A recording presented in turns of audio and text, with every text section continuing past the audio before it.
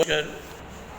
सिद्धि हिंदी विद्यालय के YouTube channel में पुनरावर्तन की क्लास में, रिवीजन की क्लास में 11वीं क्लास के बच्चों का मैं हर्षद जानी अर्थशास्त्र विषय में हार्दिक स्वागत करता हूँ।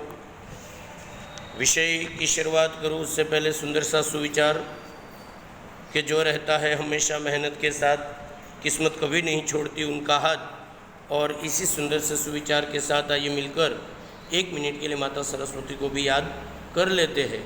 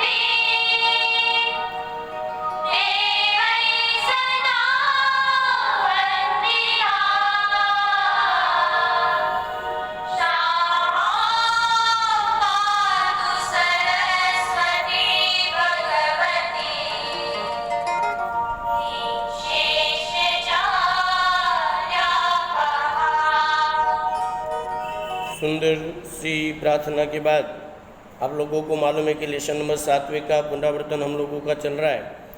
भारतीय अर्थतंत्र लेसन का नाम है 7वां लेसन, जिसके अंतर्गत प्राचीन भारत का परिचय हमने प्राप्त कर लिया, स्वतंत्रता के पूर्व भारत का परिचय हमने प्राप्त कर लिया, और कल हम लोगों ने उसके पहले स्वतंत्रता के पश्चात का जो भारतीय अर्थतंत्र है, जिसके अंतर्गत अलग अलग मुद्दे हमने प्रति व्यक्ति आय, कृषि, उद्योग, सेवा क्षेत्र, जनसंख्या, गरीबी, बेकारी और मानव विकास जैसे मुद्दे हम लोगों ने कल के वीडियो के अंतर्गत देख लिए। इन सारे मुद्दों के अंतर्गत आपको 3-3, 4-4 मुद्दे तैयार करने रहेंगे, जिसमें आंकड़ों में उसका जवाब रहता है कि भाई 50-51 में इतना प्रमाण था, 81 के अंतर्गत इतना प्रमाण हो गया, 2001 तक इतना प्रमाण हो गया, और 2012-13 में आते आते इसका प्रमाण इतना हो गया। अब इस लेसन का अंतिम जो टॉपिक है वो है विकासशील अर्थतंत्र के लक्षण। हालांकि 11वीं के बच्चों को विकासशील अर्थतंत्र के लक्षणों की वापस मुझे बताने की ज़रूरत नहीं है, क्योंकि आप लोग 10वीं में भी पढ़े थे और एक बार 11वीं में भी पढ़ लिया, अब तो पुनरावर्तन हो रहा है। फिर भी विकासशील अर्थतंत्र के जो नए लक्षण हैं उसके अंतर्गत मैं बात करूँ तो पहला लक्षण है आर्थिक वृद्धि। उसका पहला मुद्दा बनेगा जिसका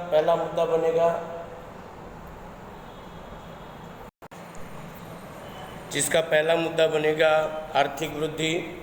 आर्थिक वृद्धि के अंतर्गत की यदि बात करूं तो भारतीय अर्थतंत्र में वर्ष 1970 के बाद आर्थिक वृद्धि तेज गति से वृद्धि हुई, पहला मुद्दा हुआ कि भारतीय अर्थतंत्र में वर्ष 1970 के बाद आर्थिक वृद्धि तेज होने लगी।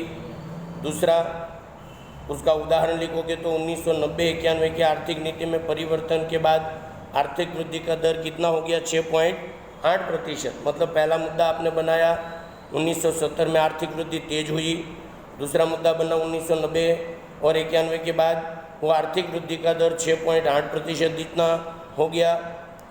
भारत की आर्थिक वृद्धि की दर 50-51 और 90-91 के दौरान 3.5% वार्षिक स्तर पर बढ़ती थी। मतलब बढ़ने का प्रमाण कितना था वार्षिक? मतलब थी भारत की आर्थिक वृद्धि का दर 6.8, लेकिन 50-51 से लेकर 1990 और 91 के बीच में उसका प्रमाण 3.5% के हिसाब से ही बढ़ा। और वर्ष 2012 और 13 के बाद और 2014 और 15 में आर्थिक वृद्धि की दर मंद पड़ने लगी और वो वार्षिक स्तर पर 5% से, मतलब जो 6.8% की दर थी वो भारत की वार्षिक वृद्धि दर 5% हो गई। जब भारतीय अर्थतंत्र फिर से ऊंची आर्थिक वृद्धि की दर बढ़ेगा और तेजी से अनुकूल परिणाम आएंगे, विश्व ऐसी आशा करता है। मतलब 70 के बाद गति में वृद्धि हुई, 90-91 के अंतर्गत 6.8% का प्रमाण हो गया। 50-51 से 90 के दौरान 3.5 हुआ। 12-13 में 13-14 में कम हो गया 5%।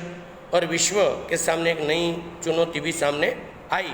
इस तरह से आप लोगों को 3 से 4 मुद्दे आर्थिक वृद्धि के अंतर्गत लिखने। पेज पलटो तो उसके अंतर्गत वापस आपको निष्कर्ष का मुद्दा मिलेगा।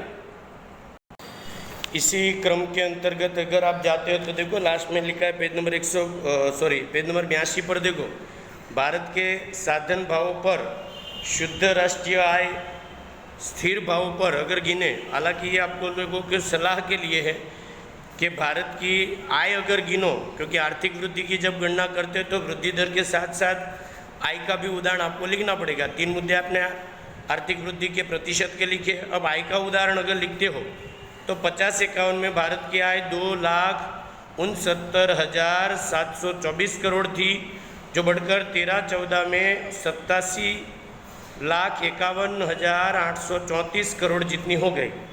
इस 63 वर्ष के समय काल के दौरान शुद्ध राष्ट्रीय आय में 18 गुना वृद्धि हुई, ऐसा आप लोग लिख सकते हो। इस प्रकार आप लोगों के 5 मुद्दों का पुनरावर्तन होता है आर्थिक वृद्धि के अंतर्गत विकासशील अर्थतंत्र में। उसी क्रम के अंतर्गत अगर आप बात करते हो, दूसरा जो मुद्दा है विकासशील अर्थतंत्र का के राष्ट्रीय आय में विभिन्न क्षेत्रों का योगदान।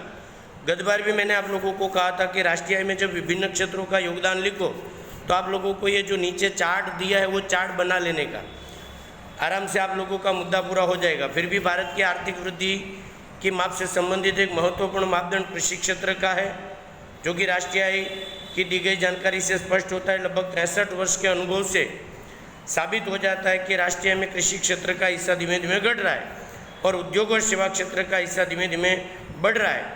अर्थात राष्ट्रीय आय में सेवा क्षेत्र का हिस्सा 52.7% पर एक चार्ट आप लोग बना लो। देखो 50-51 में कृषि का योगदान कितना था राष्ट्रीय आय में? 53.1%। 1990-91 में कितना था? 29.6%। 2000 और 2001 में कितना था? 22.3%। 2014 और 15 में कितना था? 17.6%।